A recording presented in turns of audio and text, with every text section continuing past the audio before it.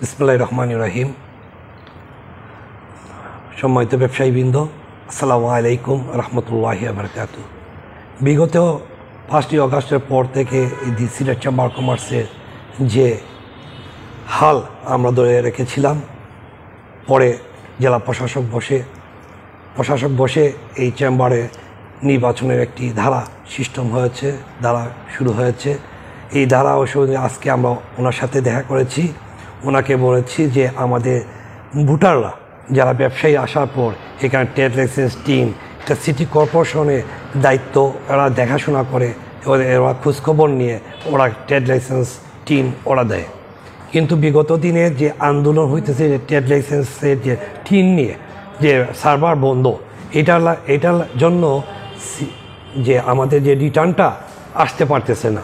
আমরা প্রশাসককে বলে আসছি এগুলা লিস্ট করে ওদের মেম্বারশিপ দেওয়ার জন্য, না ওদের যদি রিটার্ন যদি না থাকে তো মেম্বারশিপ বাতিল করে দেওয়ার জন্য। এজন্য আমাদের ব্যবসায়ীদেরকে কোনো হয়রানি যেন না করা হয়।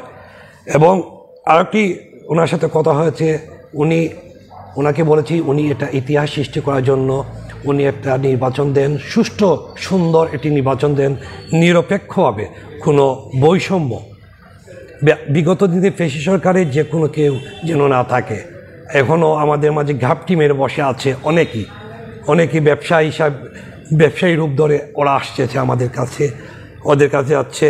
এদের যেন সচেতন হওয়ার জন্য আমি ওনাকে বলেছি এবং ওনাকে বলেছি অতি দ্রুত এই নির্বাচন দেওয়ার জন্য। নির্বাচন দিলে একটি সুষ্ঠু নির্বাচন হলে ভোটাররা যাকে ইচ্ছা তাকে মনোনয়ন করে তাদের প্রতিনিধি হিসাবে নাও, ওরা কাজ করুক এবং ব্যবসায়ী যেন কষ্ট না পায়, ব্যবসায়ীদের যেন কোনো অসুবিধা না হয়। আমরা ট্রেড লাইসেন্স টিন এবং ব্যাট এগুলো সম্বন্ধে ওনার সাথে কথা বলে আসছি। ওনার যদি প্রয়োজন হয় যে ব্যবসায়ীদের কোনো অসুবিধা হয় না, ব্যবসায়ীদের যদি কোনো অসুবিধা হয় ওনার সাথে যোগাযোগ করলে উনি সলভ করে দেওয়ার জন্য। থ্যাংক ইউ জি, আসসালামু আলাইকুম।